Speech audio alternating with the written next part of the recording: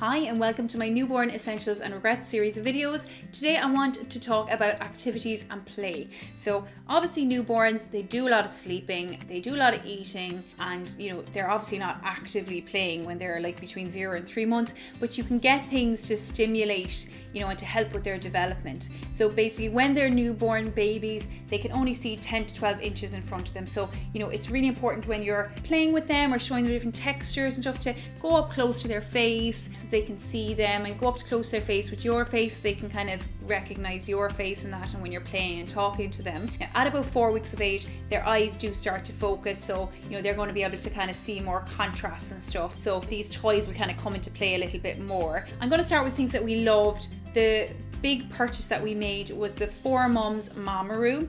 I couldn't decide on whether I needed it or not because we had the Babybjorn chair, and eventually I decided, look, it's good to have a couple of them because I was thinking initially I'd have the Babybjorn upstairs and the 4Mums downstairs, but we actually had the Babybjorn in the kitchen and the 4Mums in the living room, and she lived in it when she was a newborn. Basically you can strap them in so they're nice and safe. We had the Plush inserts that I got the more expensive version to get the insert. It was like 350 quid I think, but I did get a good discount in Mama's and Papa's. I think I got like 40% off it or something like that, so I did well with it. So I felt for that price it was definitely worth the money. But you do only get to use it from 0 to 6 months. I have to say we actually used it a little bit longer, and Olivia was like lifting herself up out of it, so I was like, okay, this has to stop now.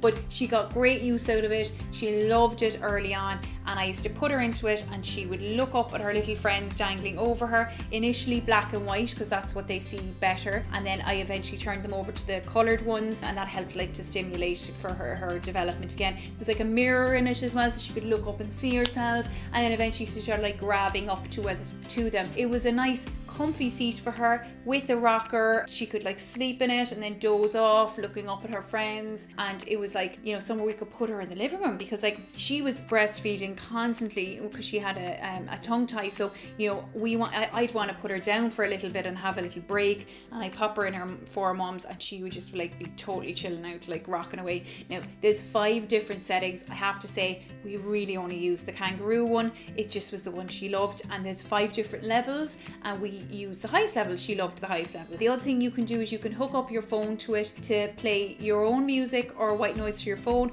or else there's also white noise inbuilt into it, but I have to say we didn't actually use that either, so we probably didn't get the most out of it, but we just didn't think the speaker was the best quality. But the rest of the product I thought was fabulous, but the speaker quality we weren't that amazed by, so I just didn't bother using it. And I have to say Olivia actually likes the sound of us talking, the TV in the background.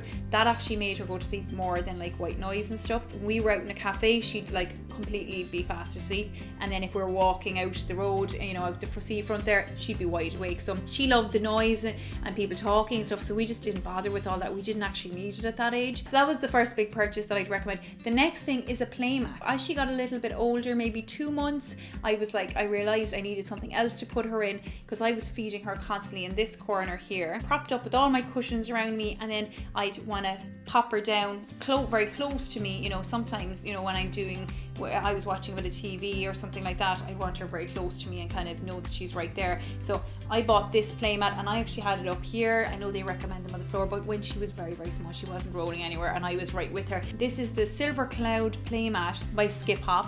I really love Skiphop as a brand actually, and I just loved the colour of this playmat. I think it's a lovely subtle colour with nice textures, and then it has the pop of the neons, which I thought was really cute, and look, it just kind of suited our decor, and I just thought it was kind of a nice different playmat.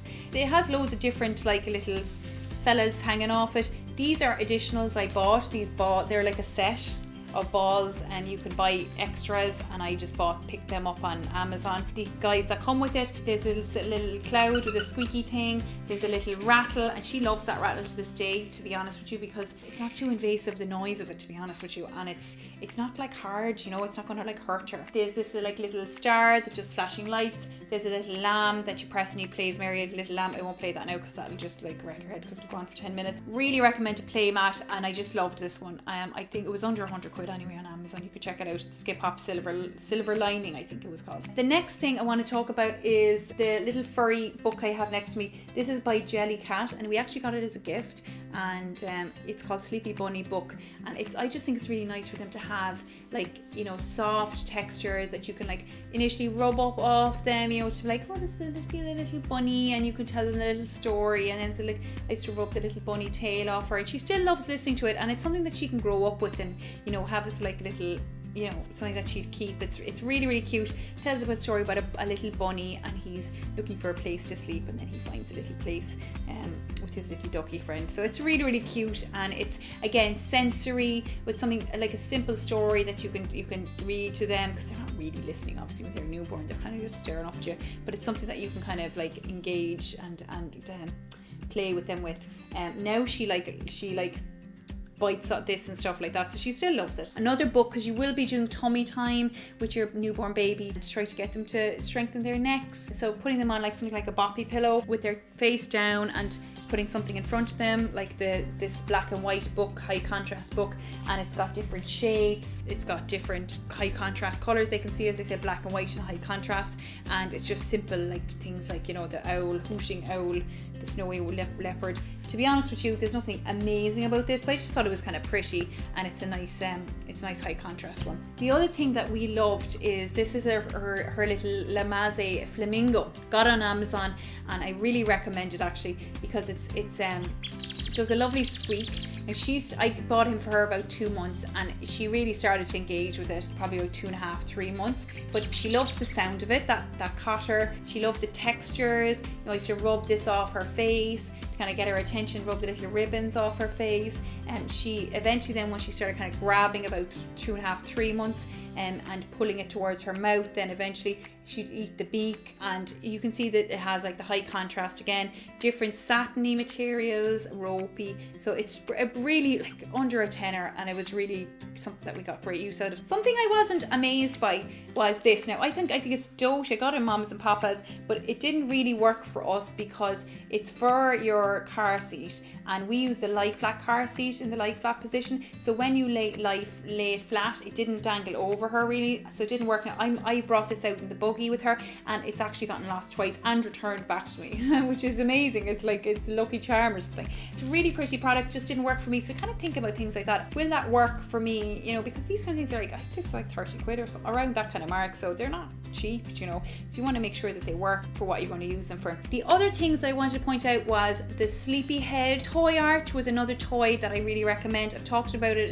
in my sleep video, so I won't go into too much detail, but again, another thing, you could pop your baby in and they're looking up at the black and white and stimulating, and you have the high contrast turquoise, and then the black and white, the little fuzzy pals they're called. So another place you can put your baby and know that they're being stimulated and that they're safe. And another product that I got, the Babybjorn chair, and then I bought this. There's only 2 types of Babybjorn attachments for the Babybjorn chair, and this one has got like googly eyes in it, and it's a wooden one. There's another one I think it's plastic. The Babybjorn chair was a really handy place that I could put Olivia, know she was safe, know she was comfy, and up until like about 2 months she was grand with nothing. You know, she was just like sitting there like looking around her. Then I thought, you know, actually I need to be like stimulating like her like development here, and I did a bit of research, and I found this. There's 2 types of these attachments that you can get for Babybjorn chair, and this is the wooden one. I can't remember what it's called now, but I remember thinking it was about 30 quid I think on.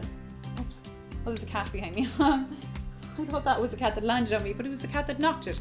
Anyway, so there's 2 types of these, and we went with the wooden one, and she loved it. Like, it really brought her along hugely, to be honest with you. And when she was very, very small, she obviously wasn't grabbing at it, but by the time she got to like nearly 3 months, she was like hitting it and chatting to it and everything, so it really did bring her along hugely. So if you have the Babybjorn chair, I highly recommend one of these, and she still likes it to this day. You know, she sits in her chair.